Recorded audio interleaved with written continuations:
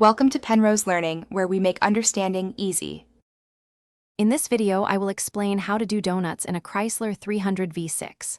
First, locate a very large, open, and safe paved area, like an empty parking lot, ensuring it's completely free of obstacles and other vehicles. Make sure your car has plenty of fuel and your tires are in good condition. Crucially, fully disable both traction control and electronic stability control systems before you begin. Always double-check your surroundings for safety.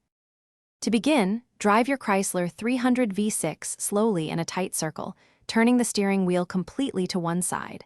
As you maintain this tight turn, gently and steadily apply the throttle. This will cause the rear tires to lose traction and the car to start sliding. The key is to find that sweet spot where the rear end breaks loose but you maintain control. Keep your eyes up and focused on your path. Once the donut begins, you'll need to skillfully modulate the throttle to sustain the slide. A little more gas will widen the circle, while easing off will tighten it. Use the steering wheel to fine-tune your radius and keep the car spinning smoothly. It's a delicate balance between throttle and steering. Remember to look where you want to go, not just at the front of your car, for better control.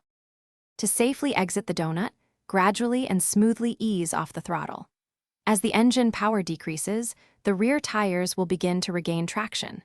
Simultaneously, slowly straighten the steering wheel to align the front wheels with the direction of travel. Allow the car to stabilize and either come to a complete stop or drive away smoothly.